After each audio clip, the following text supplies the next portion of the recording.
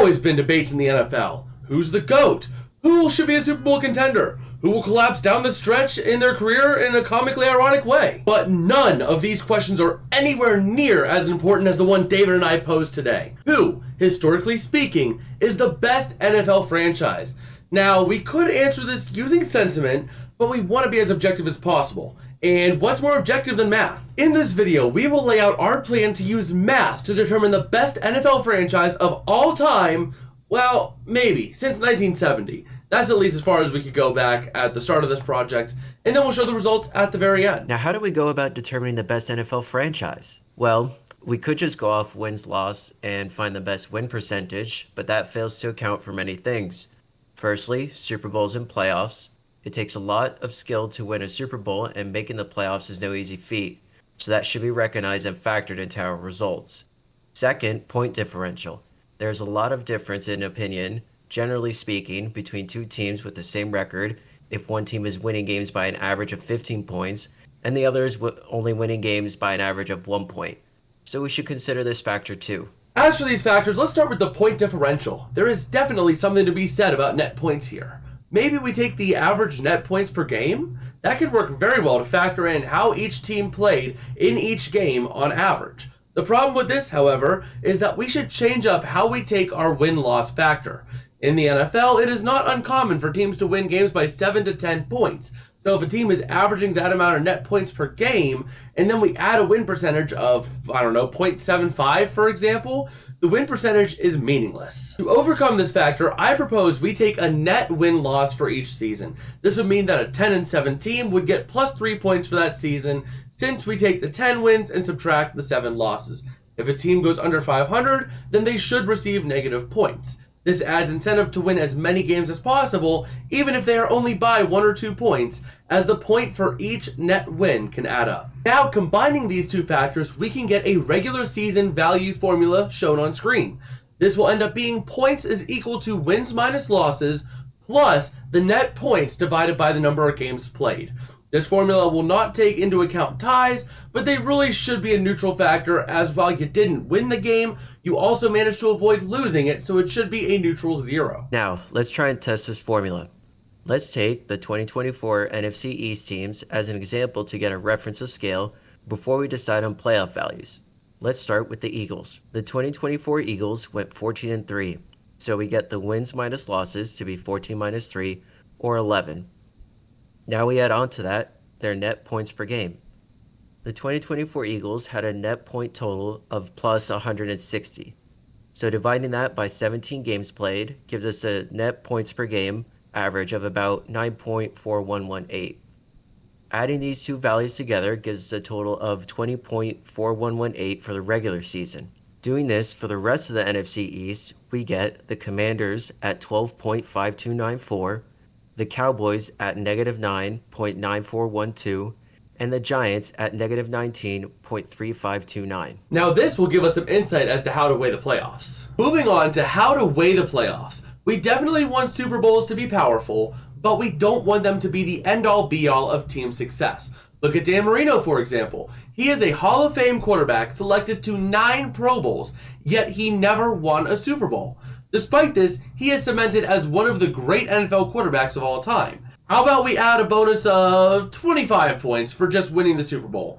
This seems low considering that we want them to be valuable and the Eagles were around 20, but let's just see how this goes. Now, winning a conference championship game is also a pretty big deal. Not as big as the Super Bowl, but how about we add a smaller bonus for winning a conference championship?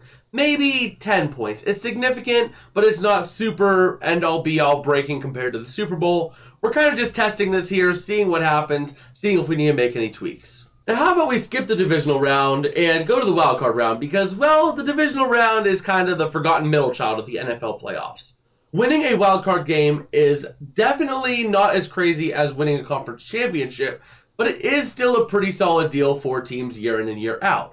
Maybe we can give them a bonus of, I don't know, maybe 5 points for a win. Nothing crazy, but it is significant to a degree and can flip a season if a team enters the playoffs at sub 500.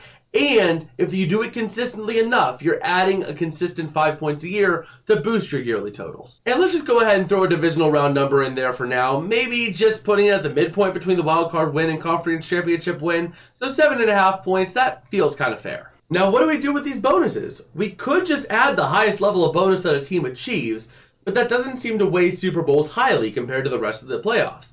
So what happens if we add the bonuses together? For example, the 2024 Eagles. They won a wildcard game, a divisional round game, an NFC championship game, and Super Bowl 59. So we should add 5 plus 7.5 plus 10 plus 25.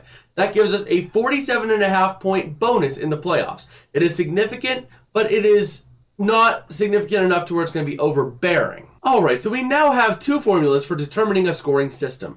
The regular season is points is equal to wins minus losses, plus net points divided by number of games played, and the playoffs are a wildcard win plus 5, a divisional round win plus 7.5, a conference championship win plus 10, and a Super Bowl win of plus 25. Bonus is obviously stacking, so a team that wins a Super Bowl gets a bonus for conference championship and divisional round and wildcard if applicable. Now, how about we add these two totals to get a yearly score for each team?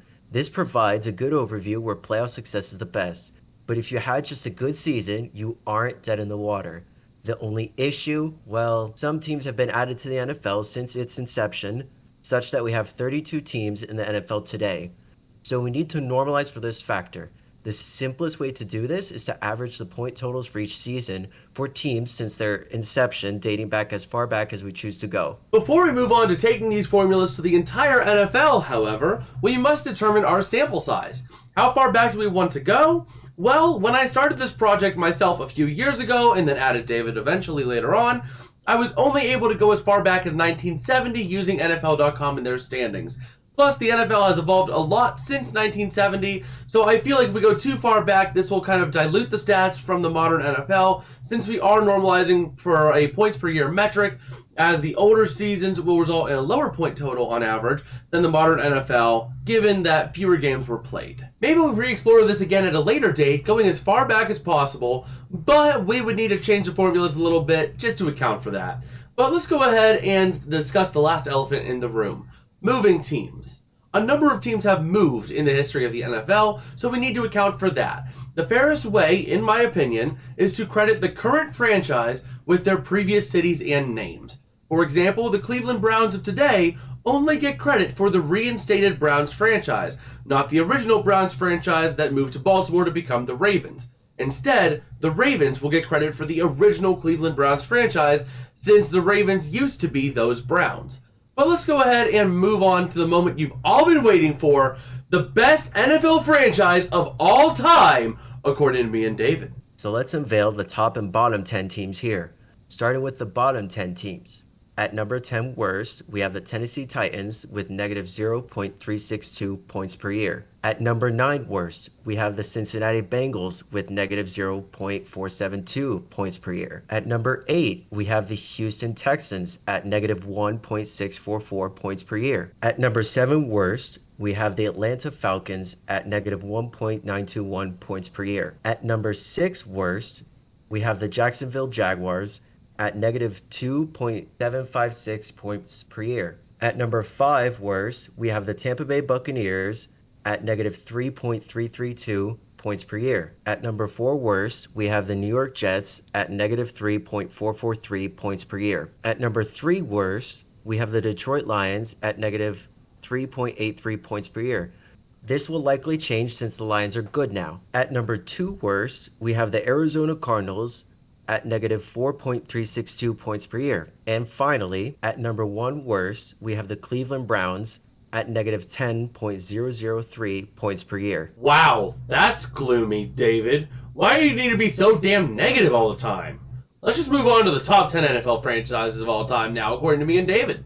At number 10, best, we have the Baltimore Ravens at 5.894 points per year. At number 9, best, we have the Kansas City Chiefs, an up-and-coming team, at 6.283 points per year. At number 8 best, we have the Minnesota Vikings somehow at 6.297 points per year. At number 7 best, we have the Green Bay Packers at 6.748 points per year. At number 6 best, we have the Miami Dolphins at 7.674 points per year. At number 5 best, David, you're going to be happy about this one, we got the Denver Broncos at 8.754 points per year. At number 4 best, we have the San Francisco 49ers at 11.504 points per year. At number 3 best, we have the New England Patriots at 11.835 points per year. Thank Brady for that one. At number 2 best, we got the Dallas Cowboys at 12.538 points per year. And lastly, the best team in the NFL, according to me and David's models, are the Pittsburgh Mother-Loving Steelers at a whopping 14.245 points per year on average. Now, this is an interesting list. I expected the Cowboys, Pats, Steelers, Niners, and Packers to be up here, but I did not expect the Broncos to crack top 5,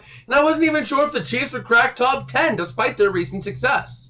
Well, that seems to about do it for us for this video. I will leave a link to all of the data in the description down below if you want to go ahead and pour it all over yourself. We have all the data dating back to 1970 in a Google Sheets with the season totals, regular season, postseason, and final results.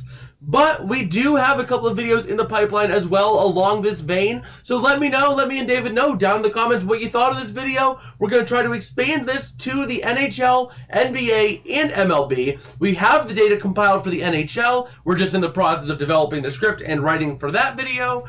And we're trying to get data right now for the MLB and NBA. So stay on the lookout for that. Smash like and subscribe if you did like for that. And I guess we will catch you guys later. Peace out and have a good one.